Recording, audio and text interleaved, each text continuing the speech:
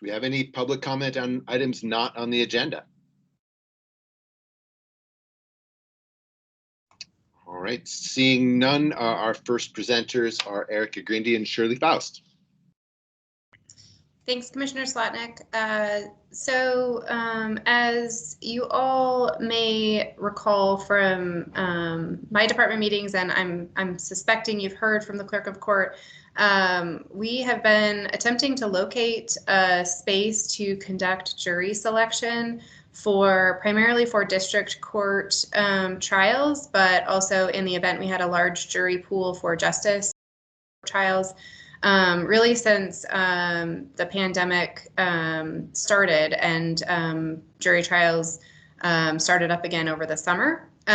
We were fortunate over the summer with the warmer temperatures that we could do the selection in the courthouse with the screening piece being done outside of the courthouse, but we certainly can't continue to do that now that temperatures are cold. Having people stand outside and wait to be screened is just not something we can do. And then we've also taken into consideration the less than ideal scenario of having the jury pool split between several different courtrooms. The way that was working was they were having the video of the attorneys in the primary courtroom fed into the other courtrooms. It just isn't an ideal situation for jury selection where you have, sometimes up to 100 potential jurors present. So Shirley and her staff, along with Kim Adamo on my team, have really been through almost every convention space in Missoula, and along with the Wilma, and we've also reached out to the Missoula Children's Theater. And here we are. We've landed at the DoubleTree being the most reasonable space to utilize for these proceedings. I will say that the Missoula Children's Theater declined to allow us to use their space. We were hoping it would be an option, but I also appreciate where they're at because I think they're still trying to use it for some smaller shows. And so I understand not wanting to have the additional people in that venue. But unfortunately, we do need to pay for a space. The bill for this will be submitted to the court administrator at the state. There is some concern about how this will be paid after December 31st, which I think we all have concerns about how things will be paid for after that date. But the reality is if jury trials are going to continue, we need to have a space where the potential jurors can be spaced out with a 6-foot circle essentially around them.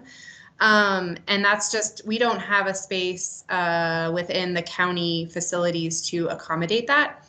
And so what this request is for you commissioners to authorize Clerk of Court Shirley Faust to sign the event agreements. I know it's funny to call jury selection an event, but it is in this case. So she would sign those agreements for each trial, essentially. And that makes it so we don't have to keep coming back here for each jury trial. The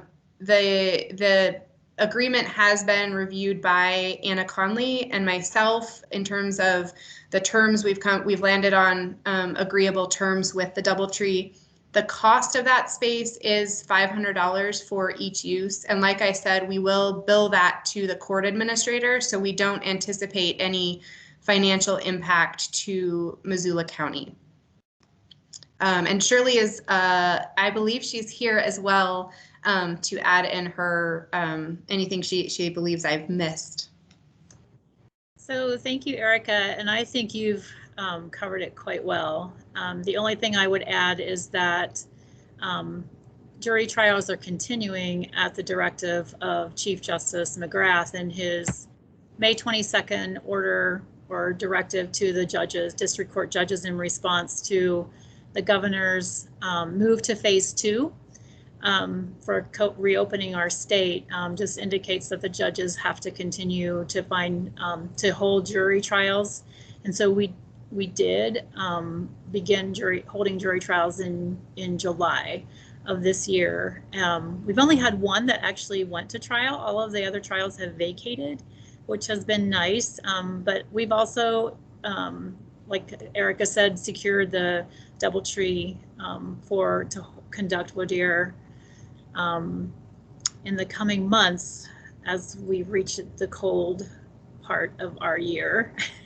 Also, Erica and her staff have put together just a very pristine check-in process and to ensure social distancing and all of the measures that the health department is put together. The event plan that's gone to the health department for their approval. So they've worked really hard, and so I appreciate all the work that they've done. But yeah, I'm wondering if it would also be beneficial to have Amy approved as a signer too in the event that I'm not available as my chief deputy. We have secured or verified the availability of the space for all of the trials that are set between now and the end of June.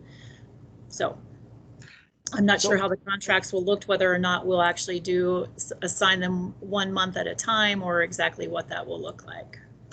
So I have a question for either Erica or you, Shirley. Shirley, as an independently elected official, do we need to take this action as the Board of County Commissioners to authorize you to do what it is that we're contemplating doing today? Well, my understanding is that all county contracts need to be approved and signed by the Board of County Commissioners. And I don't know, Erica, maybe you can speak more to that. Well, that's been a bit of a piece of ambiguity that we've wrestled with for years. Erica, what's your thoughts? So I think there are two reasons that I would like the commission to authorize this. Is the first being, while we hope the court administrator pays, reimburses the county for these costs, it is the county entering into the agreement. So there, potentially could be a financial impact should the court administrator not reimburse. And then the second piece is, it's my understanding, and John Hart perhaps can correct me, but that the county is required to provide space for the district court. And so this is, one of those acts that you're taking. I don't believe that it's Shirley's office that is has the obligation to provide space for the court. So, and commissioners, I just wanted to add one other thing. Again, this will also be used by Justice Court, where the county itself, again, would be the entity, since we provide the staffing and the required space for Justice Court. So I think Erica's point is on point, so to speak, which is that the obligation falls to the county. And so we felt more comfortable with this coming to the commission. Fair enough. Thanks. Is it your understanding the court administrator will continue to pay for these costs beyond the 30th of December? She's said in emails to submit the bills. So we hope that's the case, but I think we're all in this predicament of not knowing where the funding is going to come from. Does the court administrator get the CARES Act funding to support this effort? Correct. So it's probably not going to go beyond the 30th then. So this actually just came up yesterday, and I'm trying to find the email from Beth McLaughlin when I sent an email out to the judges just to make them aware that there is a 48-hour cancellation, and so they need to be aware of that. Also, in securing the DoubleTree through the end of June, there were a few dates that weren't available, so we were kind of checking other dates to see what might work for the court. And the question actually came up from Judge Larson as to whether or not the money was going to be available. His understanding was that the money would run out at the end of 2020. But Beth McLaughlin did say the CARES Act money ends on December 30th, but we'll do the best we can to figure out the cost for 2021. And that was just yesterday afternoon in an email, and I have saved that email. But my understanding from Beth also is that she wants us to pay the cost and then seek reimbursement. And I do send in monthly reimbursements to the Supreme Court for jury costs, and that includes the paper and the postage for sending out our summons packets. I keep close tabs on all of the costs associated with that. The only thing we don't get reimbursed for is our time, which is probably the largest cost, the greatest cost that we have, but at least materials are reimbursed. And so she asked that this cost also be included. So it would actually come back to Missoula County as a reimbursement, is how I understand it. Sounds good. I'll believe it when I see it. But it's what we got to work with right now. That's right. Okay. Then I'll move to approve the board authorize clerk of district court Shirley Faust to enter the into event agreements. Shirley Faust and Amy. Oh, why am I McGee. forgetting? Thank you, McGee. With Doubletree Hotel for jury selection. Okay, Second. all in favor. Aye. Sorry, Thanks. Amy. I didn't mean to forget your name. It's okay, I'm not offended. All right, Erin, you're up next. All right. So I'm Erin Couts. I'm with Community and Planning Services. And I'm here with another professional services agreement for signing. And this is to request the board approve professional services agreement with the Office of Public Defender to help fund bus tickets to court-ordered treatment with $10,000 of support from the County Tribal Matching Grant. And I know we've talked about this, I think, in previous meetings, but the County Tribal Matching Grant is funding that we get from the Addictive and Mental Disorders Division of DPHHS, Montana DPHHS. And it's specifically intended to divert people with away from the state hospital and from incarceration. So people with co-occurring disorders or who are in crisis with a mental health issue. We have had we got a good amount of money for the, it was intended for a 2-year grant cycle, but with COVID, a lot of some of the positions that we put in got pushed back for hiring. And we also did some reconfiguration of some positions with those SAMHSA funds that we got. So we ended up with a surplus of funds in the county tribal matching grant that we received. And so we, so I did some stakeholder conversations and reached out to different groups about where would be good uses for those money. The social work, so the Office of Public Defenders has 2 social workers in Missoula that work within the office and work with clients. And I don't know if Stephen was maybe going to be on the call today. I don't know if he is here, but he's one of them. And he had approached me about this. And it sounds like, as we are well aware, many of the people going through our criminal justice system have substance use and or co-occurring disorders. And unfortunately, finances can be a deterrent to them for seeking treatment. And when it's court-ordered treatment, they are required to go through the court, but they are not, they're the ones who are financially responsible for going. And it sounds like the main places where they go are Billings and then also Columbia Falls, which I wasn't aware of before this. So occasionally also Butte. And so they had approached me about this funding. It's actually the smallest thing that we're funding with the county tribal matching grant, and the $10,000, they were estimating it would be about $1,000 a month that would help people pay for bus tickets to treatment. So just to be clear, contrary to urban legends out there in the state of Montana, we're not buying bus tickets for homeless folks to Billings just to get them out of the Missoula Valley. So yes, they will be coming back, hopefully having successfully completed treatment, completing all court-ordered requirements, and just being able to be back in the community. So. It can only is fueling the lifespan of that urban myth, but you got to do it anyway. I know. The converse is also true. They're not being shipped from Billings to Missoula. Yes. Yes. Yes. Buy thousands for our awesome tent platforms. Yeah. And so there will be 2 more subcontracts that I'll be bringing to you in the next couple of weeks, hopefully.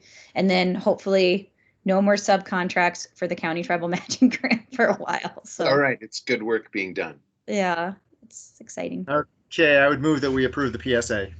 Second. All in Thanks, favor? Aaron. Oh, aye. Aye. Thanks a lot, Aaron. Thanks, everyone. Have a great week. Perhaps at some point we'll be purchasing train tickets for folks. Yeah, I would love that. I think that would be so fun. that would be really fun. I mean, not that going to treatment's fun, but I would enjoy buying plane or train tickets. So thanks, everyone. Thank you. Thanks. You. All right, next up is Jason Hauser. That going up elevator reference there. Yeah, That's what morning. So this is, I'm requesting the board approve a new elevator at the health department. The existing elevator is about 45 years old and you can't get parts for it anymore. If it goes down, we're looking at a 5 to 6 month health department without an elevator and access to services at the health department. So this is a kind of a new / retrofit of the existing equipment that's there. It's about $114,000 to do it with a little bit of contingency built into that. So my question, Jason, is are we putting a $114,000 elevator into an $80,000 building? It's just a joke. I was actually. Yeah, no, I think the building's functions pretty well over there for them, but yeah, it's an expensive elevator for sure. But the process right now, the elevator would put the building, they would be without an elevator for roughly 3 weeks, as it is now with the rebuild. But yeah, it's a good quality elevator. Jason, so was this planned for in this fiscal year's budget? No, this is something that was brought to my attention about a month and a half ago, and we've been working on pricing and stuff like that since then. And is it coming out of the health department budget, or how's it being paid for? Oh, there's Andrew. Yeah. The money man. We've initially decided to take it out of the R&R fund because we have some money there to take care of it, and it appeared to be a life safety issue. So, Remind me, what's R&R again? Rest and relaxation. So there's the Thailand beach fund. Refurbishment and replacement fund. It's essentially the same thing, Dave. Okay. Yeah. And I was joking about the value of the elevator being greater than the value of the building, but I think it is worth note that building is old. It's old and beat up as well. Duly noted. Yeah. Yeah, for sure. I move to approve the chair sign the contract with Otis Elevator Company. What other elevator company is there? It's a good question. That's it for around here. I'll second that. All right. All in favor? Aye. Aye. Thanks, Jason and Andrew. Thank you. Take care. Thank you. Bye. All right, we have some correspondence. First one about the downtown North Riverside Parks and Trails plan. I think we already signed it. We signed that. We better have, because the city council adopted the plan last night, I think. Commissioners, you did sign it last week. It just was not actually posted on the agenda. So you signed it last week. They approved it last night. And this is just housekeeping to make sure it was publicly posted. Great. Thanks, Sarah. Yep. Thanks for keeping us straight. Far more interesting then would be this next one, where there's been all kinds of emails flying. And this is my fault that it's so down to the wire, because it languished in my inbox for 4 days before I read it. And so I stepped back while you guys talk this through, because you know more about this than me. So. Well, I think we have a draft now with Jack's comments that will be workable. So it's just a matter of getting it cleaned up and formatted and distributed for signature, I think. Can that happen on the schedule that these folks need? Today? Allison was able to edit it and format it, so I sent it to Annie to be put on letterhead, but I'm not sure if she's in this afternoon or if she's going to be out. If she's out, then we'll get it to one of the other folks to get on letterhead and send around to you today. Okay.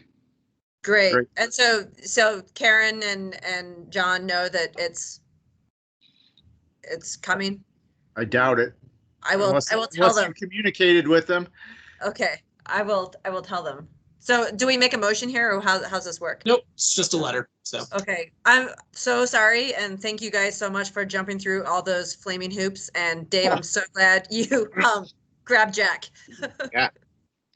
I'm disappointed we can't have a conversation about ladder fuels and home ignition zones, but I'm just gonna let that go.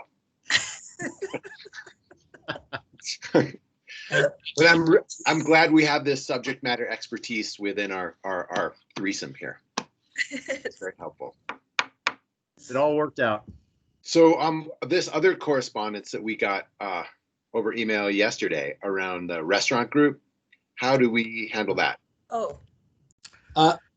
So if you all want to talk about it here at your public meeting, you can sign it. We'll just have to notice it after. As you know, you would normally have a public meeting you would normally have a meeting on Thursday, but it's Thanksgiving, so you will not be here. So we'll just have to notice it after if you all are interested in signing on to that letter. I mean, I'm totally open to it, but like I said in that note yesterday, the three of us didn't get a chance to talk about it, so I didn't want to speak too soon. I think it's a timely letter, and I feel bad that it wasn't able to come out like 3 weeks ago, but Yeah, I'm fine with signing the thing. Great. Well, let's do that then. And if you want to just sort of reiterate for the public record that I was really impressed being in on it with this small group committee, this COVID committee, that how this group approached the health department. Really, how can we be informative, collaborative, work together to come up with something that works really well? And they stepped into the fray with that attitude when the situation would normally expect a much more conflict type approach, and they didn't do that. And I think they need to be commended for that.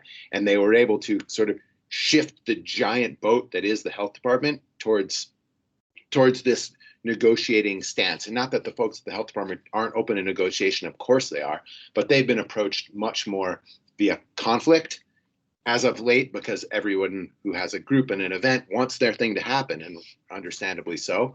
But I think the restaurant folks set the tone for this, and they did a really good job. I just want to be able to say that. it's awesome to hear. Thank you. So Chris, this will find its way around, and Oh, you're on mute, Chris. That's the problem that I seem to be continuously having today. Yes, so Josh, in this case, since you're just signing on to a letter drafted actually by somebody else. Mm-hmm. I'm not sure if you want us to use your letter stamps or how they had planned on having folks sign it. So maybe what I'll do is reply to the initial sender if that's acceptable, although since I'm CC'd on the other ones, and let them know that either if they want, we can print a copy and stamp it. This wouldn't go on your letterhead and probably won't get a letter number assigned, since it's actually not coming directly from the commission, but a cooperative that you all are just signing on to. Perfect. That sounds good. Hey, Chris, who was the original sender? This is Allison, right? Katie? I thought it was Erica, but Erica. Okay. I edited something that came from Erica Peterson, I think is her last name. Peterman, thank you. That she had circulated with the health department too. It was an op-ed they wanted to put in the Missoulian. Is this the same thing, or is this different? I think this is okay. I just want to make sure. They had mentioned wanting you guys to sign on it, so just want to make sure we're all in the loop on what we're sending out there. Thank you. Okay. Hopefully we all got that right. We'll find out. I'm sure she will set us right if we're wrong. Yes. Okay, on to our discussion items. Oh no, wait a minute. No, never mind. Sorry. Discussion items. So your first one here is just a quick conversation around administrative public meetings for the 2021 calendar year. Just need to confirm a couple of things, that you want to continue them on their normal dates and times, Tuesdays, Wednesdays, and Thursdays at 10 o'clock. For the calendar year. is question number one. We have currently not been having them on Wednesdays and allowing time for the chief officers to meet with you during the pandemic. And so the second question would be, do you want that to continue in January for a period of time until the end of the pandemic, or do you want to revert back to 3 a week? I like chief officer meetings. Same. Yeah, I'd say stay the course unless there's a compelling reason to change. Yeah. All right. And then the second one, which I believe Annie was also going to touch base with you on during this meeting, was just confirming that we want to follow our historic pattern for rotating the chair starting in 2021, which would move it to Commissioner Strohmeyer for 2021. So that he's not chair during the year that he appears on the ballot, if he chooses to run. I just think we should call it the love seat. And I've been the ottoman. Juan is going to be a porch swing with a rifle rest. For shooting. I'm occupying a stool.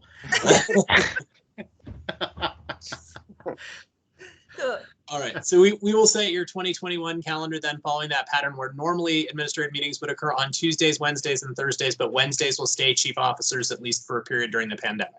Perfect. Thank you. Yep. Sure. Thanks a lot. Thanks. Okay, anything else under upcoming board meetings and review of meetings?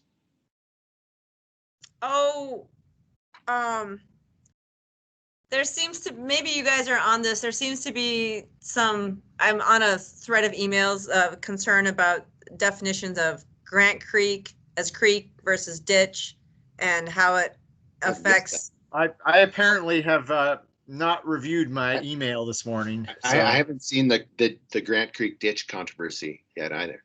Okay, so there's concern about, and I don't know if there's anyone from CAPS over here, but okay, well, I'll get more information.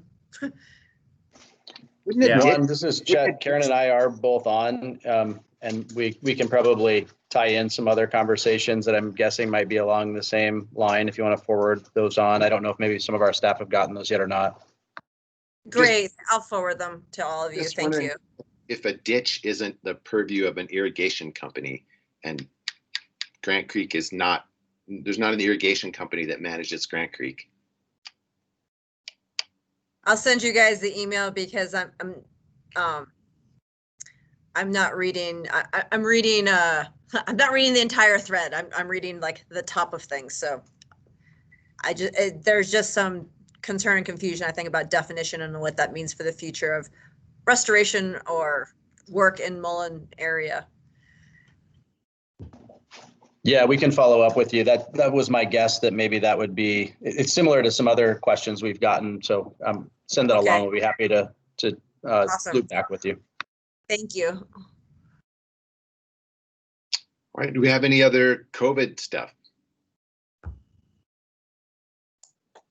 We do. Sorry. Good morning again, commissioners. So I just wanted to talk to you a little bit about the temporary safe or temporary secure outdoor space, or TSOS as it's currently acronym that's being, as we all know, we needed another acronym going on. And so just wanted to talk a little bit about that. As you know, there's been some citizen concern related to zoning and some of the other issues that have come up around that. So I just kind of wanted to lay out kind of where I think the commission may want to go with this. So as you know, we currently in the state of Montana are operating under 3 different emergency declarations. So we have the federal emergency declaration, the presidential disaster declaration that's been issued, the governor's executive order and declaration of a state of emergency, and then you have locally issued a state of emergency. All of those fall under Title 10. The state and the counties fall under Title 10, which is your emergency powers. The state issued theirs on March 12th, and ours was issued about a week later on March 18th. During that, as part of those emergency declarations, one of the things that happened was our emergency operations plan became active. And so under that, we began working, Adrian's office, the Office of Emergency Management, began coordinating some of our community organizations active in disaster, or COAD is the term that you often hear. And one of those was a task force specifically around unsheltered populations or homeless populations for that. And so that task force really has been working since March on a number of issues. And so some of the challenges that have come up, and some of the issues that the task force and community partners have been able to work on. So the first is, of course, Under the current conditions that COVID requires, which is 6 feet of separation, additional sanitation, the Poverello Center had to reduce their capacity in order to meet those needs and those guidelines. And so that created additional displacement for folks who were already unhoused. So we've been working with the city, with community partners and the COAD group on that. So one of the tools that was brought to the table was the emergency winter shelter, which has recently opened, as you know, on the south side of town. But that still has limited capacity because of those exact same things. And they're housing right now on average about 90 folks a night. So they are near capacity at that facility as well. In addition, you'll recall the city and the county in partnership took some action around creating a specific non-congregate shelter for folks who were needing to quarantine or isolate or met specific CDC guidelines for needing non-congregate shelter. And that is the former property that was the Sleepy Inn Motel. That facility also continues to operate at or near capacity on a fairly consistent basis for folks. And so that still left us with a significant, in the task force, with a pretty significant unhoused population that was still in existence across Missoula. And of course, some of those folks are currently in an unsanctioned camping location off of Reserve Street. And that facility, that site, we've attempted, and the COAD task force and the county and others have attempted to address some of the basic needs necessary to provide safe shelter during COVID, such as addressing sanitation issues, solid waste issues, and those kinds of things. But we have not been able to adequately address those needs. I mean, let's just be honest and forthright, right? There is not a way to get running water to that facility or to get adequate sanitation stations down there to provide hand washing and or sanitation of some other method. We are not able to address the solid waste needs down in that facility either. So that has left us with an unhoused population that still has a lot of those challenges. So I want to point out a couple of things from your emergency operations plan that are specifically directed at the city and the county, as well as our community partners to address that. So our local emergency operation plan specifically requires us in the very first section of it to take measures, and the way it's described there is activities, so us conducting activities that address the short-term direct effects of an incident.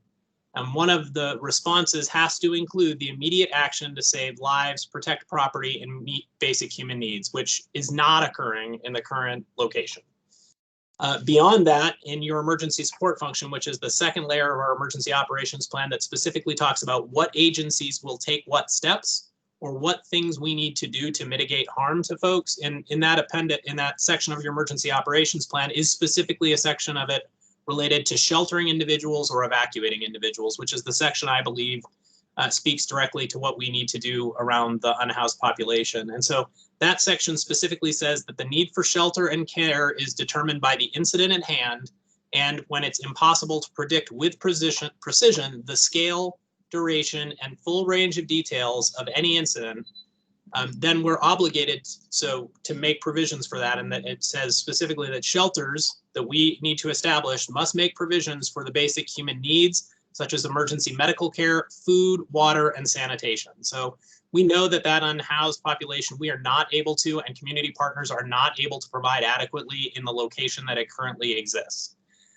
So community partners, members of which, many of which served on the COAD task force, have been working again since March, trying to find locations that may potentially help address some of those needs that we haven't been able to address so far. And I want to point out that both the state declaration and the federal declaration have specifically looked at these populations as needing additional support and services. And we know that, even though they may not be specifically called out, because both the federal government through FEMA and the federal government through the CARES Act, and then the state in the way it's determined to distribute its CARES Act money and its CDBG or Community Development Block Grant money, has specifically set funding aside to address housing and housing security issues and mass shelter as some of their funding priorities. So we know that that all the way up the chain through the federal government, we have these needs. And so community partners, as you know, many of whom worked on the homelessness task force, have specifically located a site and a private landowner who's willing to do this, where we may be able to address some of those needs. And so I believe under your emergency powers that we have an obligation to meet those needs in the short term for them. And while that particular need is being met, I think it's important that we also meet our other statutory obligations. And Karen and Chet are here to talk about those. This is zoned land. So a zoning variance will be necessary for this to exist, for this camp, probably to exist into the future, because we don't know exactly when the emergency declarations will terminate. But we do know that even once that happens, there will be a period of time when, you know, it will take to unwind all of the things that are necessary to address these, and for community partners to do that. So because it's an unknown duration, because we're working with nonprofit partners, because I think the county has an obligation, I'm going to ask you under your emergency powers to allow them to continue to move forward in getting the camp established and set up, so that we can begin to address those fundamental needs that we are not currently addressing through the unsanctioned camping that's occurring out on Reserve Street. And then in parallel, run the public process that would be necessary to seek a zoning variance. And so Karen and Chet are on to talk about that particular piece. Do you have any questions about the emergency piece of it before I turn it over to Karen and Chet to talk about what the zoning variance process will look like?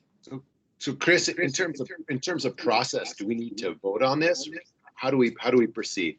You don't. Your emergency declaration already directed your staff to do this, and so we have been working under this, and I think that's where part of the miscommunication occurred. Is staff has been working with these community partners under that emergency operations plan and under that emergency directive to take the steps necessary to fulfill our obligations on that side of it. But what happened, and again, through no one's fault, is we had community partners and agency partners at the table, but what was missed was the fact that this particular private landowner is in a citizen-initiated zoning district, as opposed to a commissioner-initiated zoning district or unzoned land being right on that city-county border. And so that creates the need, I think, to do this parallel public process with it. But I think again, the emergency powers are pretty clear in the fact that we need to we have an obligation to continue to move forward on the other front. So Thank you. Yeah, you bet. So I'll let Chet and Karen take over that.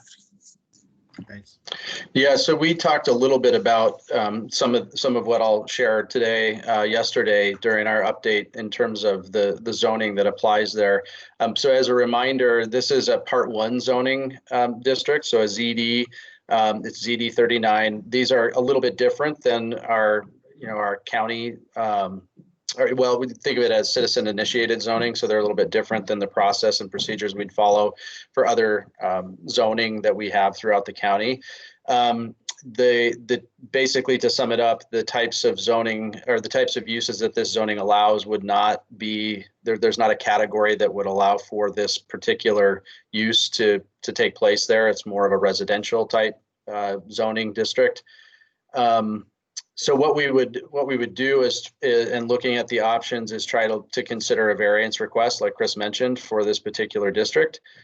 We have had in the past a zoning variance request in this area. So this is, we're going to have to follow in some ways kind of what we've done in the past. That there's a model that we've used there. So we're going to reference that a little bit, but also follow the requirements that we have in noticing these sorts of variance requests and the public process that follows. So to give you just a really quick heads up, and we're still trying to track down the specific dates and timelines and things for this with our staff internally. They're going to meet again today to talk through some more of those logistics, just to give you a heads up on the process and looking ahead at what those dates are and what the various steps are. But basically, the requirement would be for a 15-day minimum public hearing notification. We publish those in 3 public places that would be affected. And then, as I mentioned before, we had a variance request. It was summer of 2019. And so our practice there was to notice the adjoining property owners within 300 feet. And we've done that in the past with this example at about a month ahead of that. So we'd follow that same practice as well, again, because that would be consistent with what we've done previously. From there would be a public hearing. This would go to the Planning and Zoning Commission as well as then to the County Commission. So it would be a recommendation by the Planning and Zoning Commission, then followed by the County Commissioner's decision. We would issue a staff report, those sorts of things, and talk through, what that process would entail, what the decision space was, all of those good things that you typically consider as we bring things forward to you. This process is not quite as complicated or required maybe the same level of detail as a subdivision procedure. So this is going to be a little bit different in that regard. But we can talk through some more of those details as we get a bit closer to that date and we get a chance with our staff to flesh some of those details out. Just to give you a heads up, one of the things that we need to look at is trying to schedule a date for a commission meeting. I think if I remember correctly, Karen had looked at potentially the 22nd as being a date where I don't think there's a meeting on the calendar, but as far as process goes, that might give you a ballpark as to when to think about needing to try to schedule something there. We'll have to try to make some of those dates work for you, but just know that there will probably for a date that is to fit with that time frame. And giving you the rough idea that it's about a month or so we'd anticipate as far as the time frame that we'd be looking at to complete that overall process. Planning and Zoning Commission would have then reviewed it sometime in that month? There would be the various process steps leading up to that hearing that would likely be somewhere in the ballpark of the 22nd. So there'd be all of those notification steps as well as the Planning and Zoning Commission. Okay. Juanita, the Planning and Zoning Commission is comprised of the county commission plus a couple of county staff plus a couple of citizen members. So what they do is they meet and then the commission meets. Thank you. We do it all we float in one meeting. I remember we did that a couple times before COVID and I've forgotten. Thanks. Yeah, and our best case timing is December 22nd. Our kind of worst case would be January 7th, which would be a regular meeting. Okay. So, and like I said, we can fill you in with more of those details. And Karen has a real rough timeline lined out with those various dates. So we're pretty sure of where things might fall, but want to make sure we just follow that through again and make sure we haven't missed anything and double check with staff. But the other piece to maybe add to this is that I think what we'll be looking for is, in order to expedite this process, really CAPS being involved in supporting the applicant through the process to avoid any confusion or any other potential delays. So this would be something that we would then have as where we'd focus some staff time and prioritize trying to assist the applicant in whatever questions they might have. And again, so we don't run into anything that might delay their timeline just based on, miscommunication or something that got missed off the things that were required from the applicant, that sort of thing. Great. Thank you. Thanks. Yeah, Thanks for working taking on this this. on. And thanks to the CAP staff for adding this to your plate. Nothing like a little fast-paced complexity. Yeah, I would just add, while we're in the realm of thanking people, absolutely thanks to CAP staff and to Adrian and OEM and County Public Works for their efforts on this endeavor to date. It's a fast-moving project, even though it's been started in March, but there's a lot of work to do to help these folks in the midst of a pandemic. So big shout out to OEM, Public Works, and CAPS and Health Department too for their involvement earlier. Great. Well And said. Ann Hughes. And Ann Hughes. Hughes. Thanks. Well done. Great. Well, with that, I think we are finished. Oh no, Adrian has her hand up. Well, yeah, well, thanks all around for all the support and help as we go through this, but just a couple more updates for COVID stuff, just something for your radar. Some of the things that we're working on right now, I've talked to you quite a bit about kind of surge planning for our current non-congregate shelter site and what that looks like. Continuing to be in planning mode. We don't have anything to execute on right now, so that's a little frustrating. But and another thing that we are working on is a congregate isolation shelter in the event that we have more positive folks than we can adequately house within individuals who don't have anywhere else to be. So we can't obviously have them at the emergency winter shelter or at the POV. And we have a finite capacity at the Sleepy Inn as well. So more to come on that. There'll probably be a lot more to come on that. It's pretty complex, but that's something that's on our plate right now. Thanks. Thanks for passing that on. Okay, then I do believe we are finished. We have 11 minutes. for the next.